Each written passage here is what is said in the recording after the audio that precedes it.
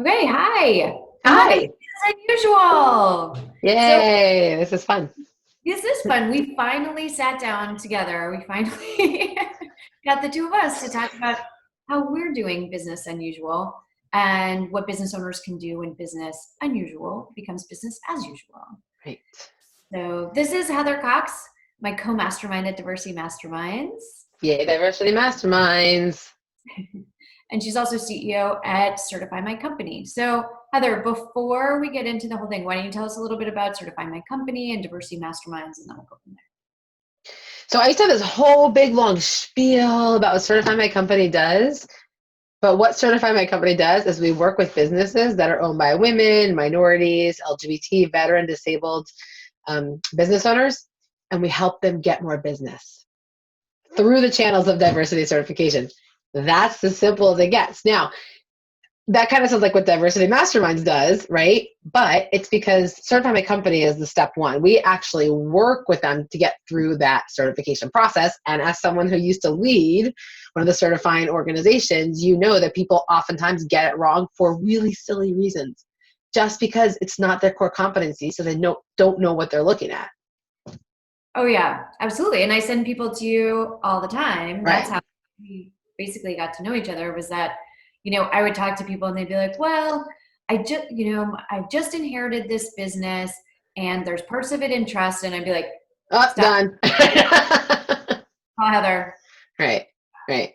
No, I know we were just reviewing an operating agreement because I'm still like, we're always operating agreements are the things that cause the most operating agreements and trusts, right? Cause a lot of the troubles with certifications just for technicality reasons, not for actual legality issues, I should say, right? So they're just technicality issues. And, the husband and wife started it years ago together, but he's not involved. So she's like, why is he still like half of the ownership of the company? He doesn't do anything in the company. It's a whole different business that he runs. And we were reviewing it and they were like everything just because that's how the attorney set it up when they set it up. So we had to make a lot of recommendations for changes Yeah, because that's how they're really running the business, is that she's running the business. totally. That's another good point, is that the lawyers are great and they'll make sure you're running your business legally, Right. but Heather's the expert on getting certified. Right. Cool. Diversity certified. So one of the things that I talk about with the people that I interview is, what are some other crises before we get into COVID-19 and Right. what we're seeing now? What are some other crises that your business has been through, and did that prepare you for this, or no, or yes? I don't think anything can really prepare you for this kind of craziness that's happening, just because it's a whole different situation when you can't go to your office, when you can't, for a long time we were not even able to go to the office, and mostly because I didn't have anyone to take care of my children, and like I don't really want to go to jail, so I couldn't just like leave them. I mean, I look good in lots of colors, but orange jumpsuits are not really my thing.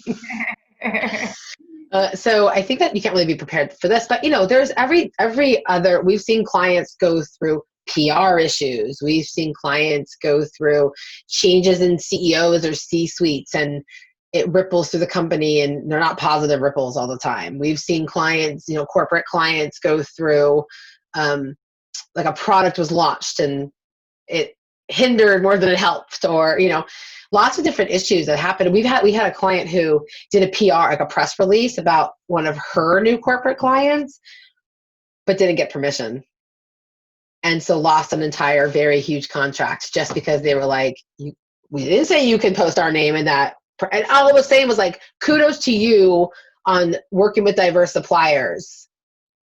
We're so excited to work with you. It was like something that simple. So we've seen lots of like crises, over the past almost 12 years that Certify My Company has been in business. And even since, Diversity Mastermind started, which is much newer, it's just under 2 years old, that we've still seen businesses, all different types of businesses, from changing of the guard in the diversity organizations to, whether it be the national organizations or the local organizations. There's always like some kind of, and the word crisis is kind of, I guess it's like overkill sometimes, but when you're in it, it can really feel like a crisis. Right. Yeah. Yeah. So, we've seen that all different types, or, like, what was it, like 7 or 8 years ago, there was with the swine flu or the bird flu, an animal flu that was going around that were making a lot of people sick. And it didn't affect conferences like this one did. And I'm not sure why. I'm not a doctor, I'm not a medical professional, but it definitely, it's hard when if you have a big organization or a small organization and your employees are too sick to work. Absolutely. Yeah. I actually talked to another WBE, Wendy Shen, who Oh, has I a know company. her. Yeah, she I got her certified. Yeah. and yeah, and she operates in China. She has manufacturing in China. So SARS in 2003 actually really did affect her business. Right. And well, everybody's like, we couldn't have prepared for COVID-19. Right.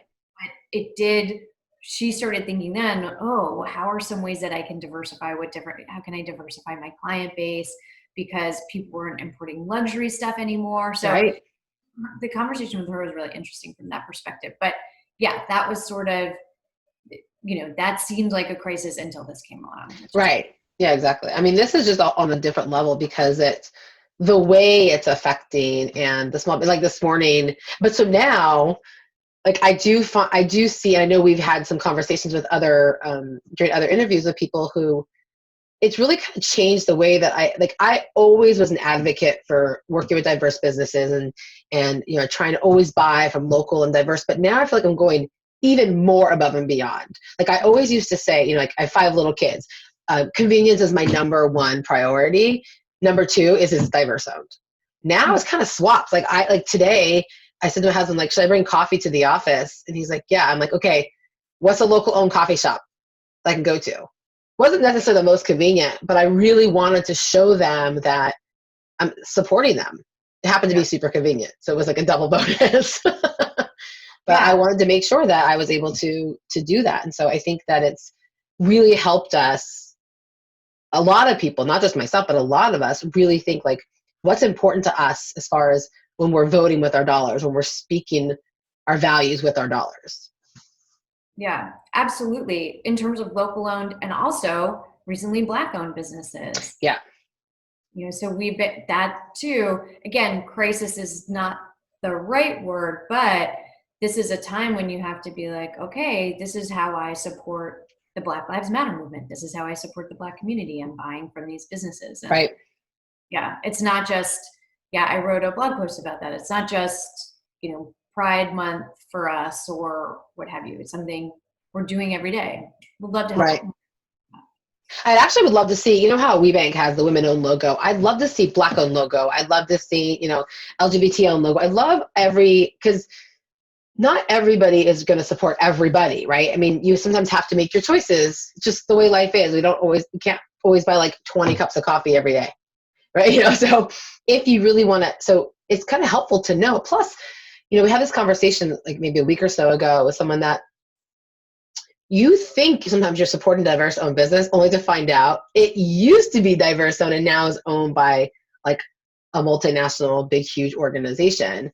So I'd love to see more of that. I mean, I obviously always look for the woman owned logo, but there's not necessarily a minority owned logo or an LGBT owned logo or just a diverse owned logo, right? To say like this company is certified as diverse owned. So you can trust that it's not,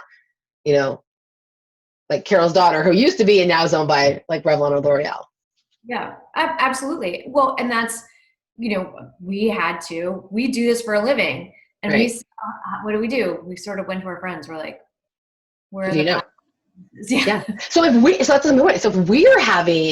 we're like having like a challenge per se, what are people who really want to support this, but they don't have those avenues, they don't have those resources to just pick up the phone and call a friend?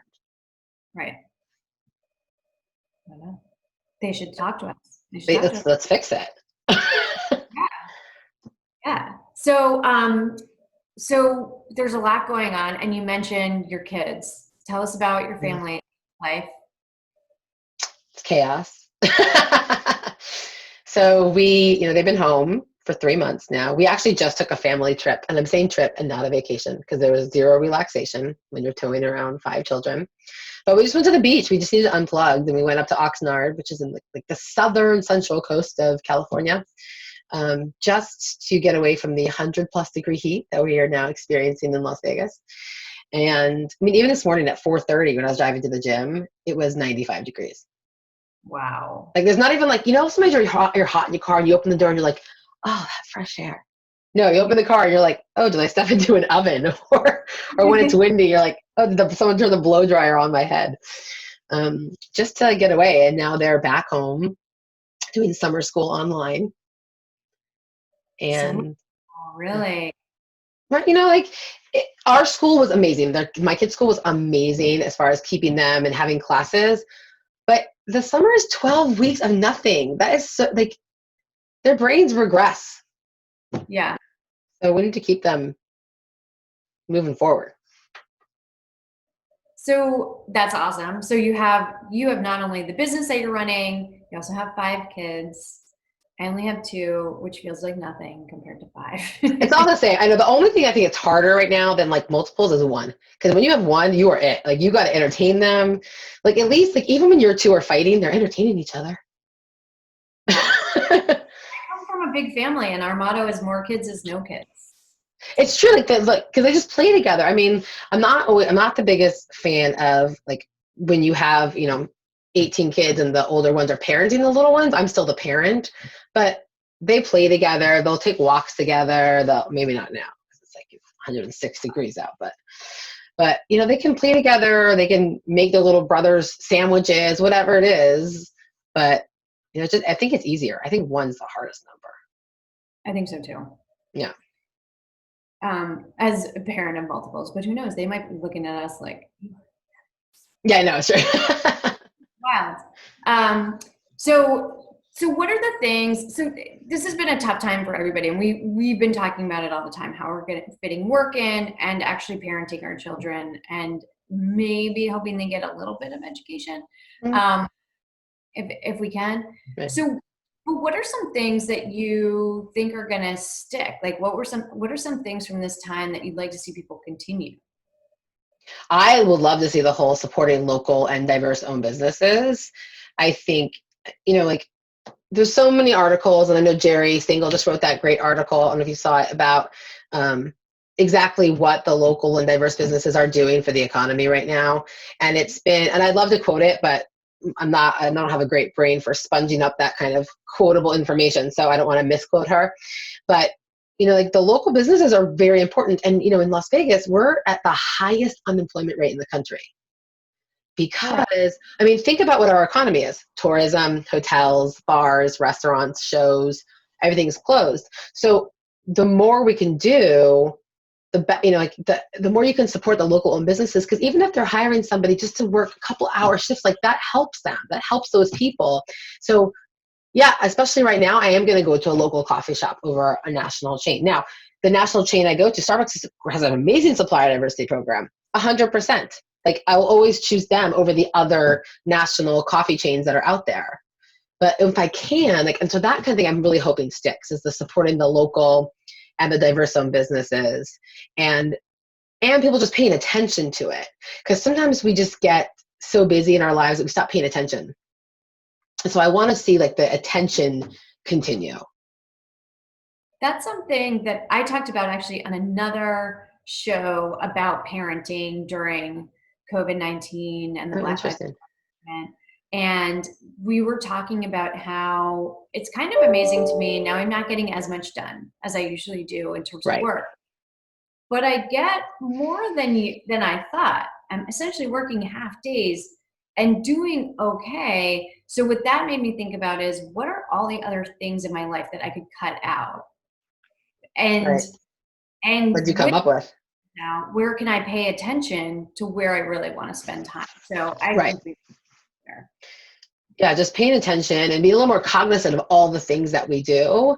But you're talking about parenting. It was so interesting because, as someone who works in the diversity world, I always think that subconsciously I'm like giving over all this great information about diversity and everything to my kids. And so I was so shocked that we were in our 5-hour drive to California that they were like, who's this George Floyd? Like, who is this guy? Like they were hearing it on the news or just reading it. The pro and cons of the schooling is that they learn to read. And so sometimes you have to be careful, especially when you're driving through the strip. You have to figure out what. Right. And like one time, I remember my oldest first one to read. She was like, "Mommy, what's little darlings?" I'm like, "Daycare." But they were seeing signs and whatever. So they were asking us, and so we're trying to explain to them what happened, right? That this gentleman was essentially accosted because of the color of his skin. That was like that. We were trying to, simplify it for the 3, 5s, the little ones. So they're like, but why? Like, Right. but why? I think I say, but why? And we're like, well, not everybody, and it's very difficult to give that information over. And I felt it.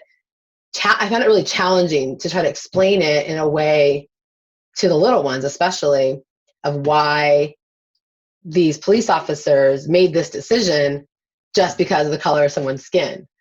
And they're like, but God made us all, right? God made us all. I'm like, yes. And so it was really interesting to see their perspective on it. Yeah. And I think it's one of those things that us as white people now have to do. It's like, whereas Black people have been talking to their children It's about true. these ages at 3, 4, 5, 6, 7. And so it's just on us now. It's like, we've got to talk about it too. We've got to find a way to do it. Right. Yep. No, it's true. Yeah. I got a little lazy. Yeah. Yeah. I think that you like to think, well, I live in a progressive area. Like, that's not going to happen where I live. But when Right. you look at the numbers and the statistics, you're like, oh, this is everywhere. Yeah. So what's one thing? Your team is already remote, but Always, is there anything else that you're doing to protect your team, your employees, your business as we go forward into phase 2 and opening up with COVID-19? Yeah, so we've been pretty virtual since really, well, my first hire was in the office because I didn't know how to manage somebody virtually. It was actually really difficult for me also to figure that out, how to manage somebody virtually. So my third hire was virtual. He's all the way across the country, Mike. I did a post about him, so some of you might have seen and know his name. And so that was challenging, but I think that what we've been focusing on is really making sure that we have a very strong foundation. So as you know, I'm part of a mastermind, the Pinnacle Global Network. And so the thing that I've been working on with my mastermind and my mentor is really make it a super solid foundation. Because I don't want to be one of those companies who grows so fast that, if the building grows too fast and the ground is mushy and wobbly, that's going to topple at some point. So to be able to, and this was really the first time in the 12 years I've had the business that I went away and I think I opened my computer just that one time that you and I did that that virtual event for Merck. Other than that, I didn't open my computer. I answered a couple emails, a couple text messages, but for the most part, I didn't have to because my team is amazing. They're all very, and one of the things that was so interesting to me is my mentor said, make sure the person that's in the position trains their replacement because they know what the struggle was, what's important because they're doing it every day. You're not doing it every day anymore. Right. And so he just showed me the training manual. I was like, oh, so impressed. So impressed with this training manual you put together. Yeah, that's great. That's great. So having a virtual team has been really good. Yeah, no one's going into the office. We're not going to any events. So not yet. But I know it's going to happen again. I'm not one of those people who thinks oh, we're going to be virtual forever. I think people really enjoy the interaction, the face-to-face, the sitting down together in person. Zoom is amazing. And I can't even imagine what it would have been like this situation without all these abilities to be together like this. But face-to-face is still better, in person. Yeah. Well, I look forward to when I can see you face to face again. Yeah. Although we are going to see each other in August because we are recording. We're making our Diversity Masterminds course an online course, right? A recorded course. Yeah. So we are going to see you then. Yeah, that's going to be great. Right. I'm excited for that. I think it's going to be good. Yeah. Well, until then, I will see everybody on Business Unusual. Thank you, Heather, for joining me. Oh, thank you. Look forward to our next interviews with all the great people we have lined up. Me too. All right. Talk to you later. Okay.